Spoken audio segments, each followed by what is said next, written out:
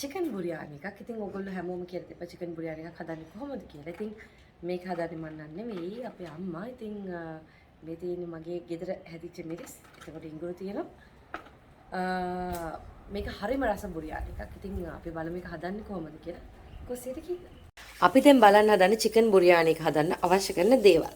ඉතින් මුලින්ම තියෙනවා බටර්, ඊට පස්සේ තක්කාලි, බීලුණු, ඒ වගේම සේර, ඒ වගේම සුදු ලුණු, අමු මිරිස්, රම්පේ, කරපිංචා.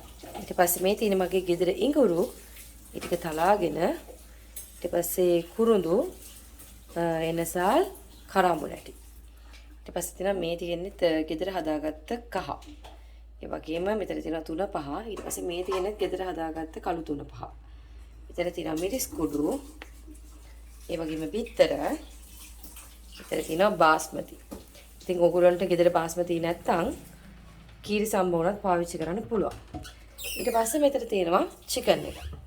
මේ චිකන් මොනවද දාලාද මේකට ලුණුයි ගම්බිරිස් කුඩුයි. හරි. ලුණුයි ගම්බිරිස් කුඩුයි දාලා කොච්චරලා තියෙනවද? මේකට පැය භාගයක්. හරි. දැන් අපි බලන්න යන්නේ අම්මා හදන චිකන් බුරියානි එක. ඉතින් තාම ඔන්න දැන් අපි බත් එක හදාගන්න යන්නේ. ඉතින් අපි බලමු හැමෝම දන්නවනේ ඉතින් බත් එකක් හදාගන්නේ කොහොමද කියලා. අපි ඒකට බත් එකට දාගන්න ඕනේ. එනසල්. කුරුඳු. හරි. ඉතින් ඔන්න අපේ අම්මා දැන් ඔන්න රයිස් එක හදාගන්න යන්නේ. ඉතින් මේ වගේම හරි. දැන් අපි මේකට එකතු කරගන්නවා රම්පේ.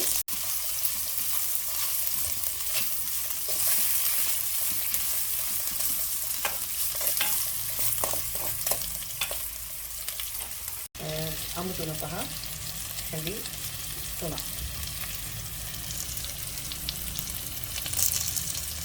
මිරිස් කුඩු හැඳි. කරට කන්න කැමති නම් මිරිස් ටිකක් වැඩි කරගන්න. ඉස්සෙල්ලි තුනක්. අපි පොඩ්ඩක් මේක රන්නම් පාත් වගේ බෙදගන්න.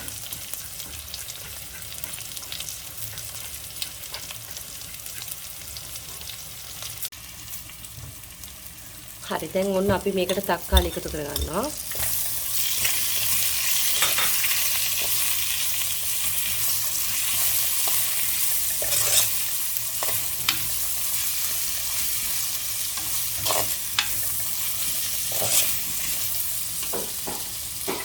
හරි.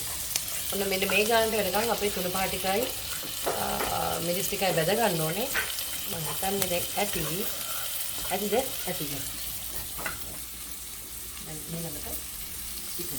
හරි. ඔන්න අපි දැන් මේකට චිකන් ටික දාගන්නවා.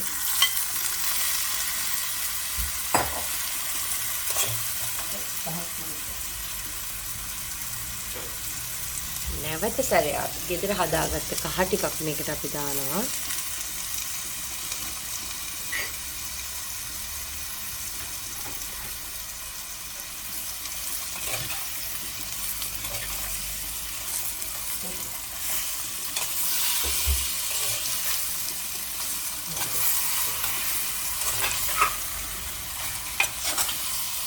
මෙන්න මේ විදිහට හොඳට කවලම් කරගන්න ඕනේ. අපි කලින් චිකන් එක අර අනාගෙන කරගෙන තියාගන්න ඕනේ. ඒකට අපි දාගත්තේ ගම්මිරිස් කුඩුයි, ලුණු කුඩුයි. තමන සුදු ලුණු. දැන් හදාගත්ත තුන පහ ටික දාගන්න ඕනේ.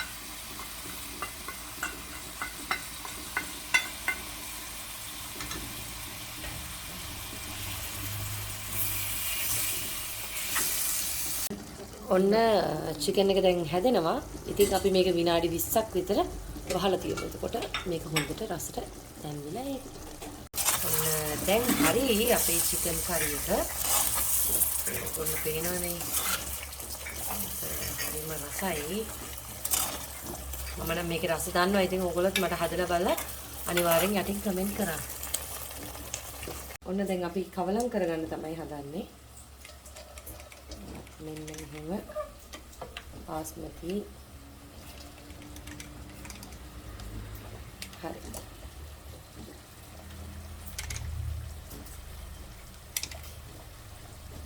මේ තියෙන්නේ අපි ගෙදර හදාගත්ත පාටක්. ඉතින් මම ඒක හදාගන්න හැටිත් දවසක ඔයගොල්ලන්ට කියලා දෙන්න. ඔන්න ඒකට තමයි බුරියානිකේ ලස්සන ගන්න පුළුවන් වෙන්නේ. ඔය විදිහට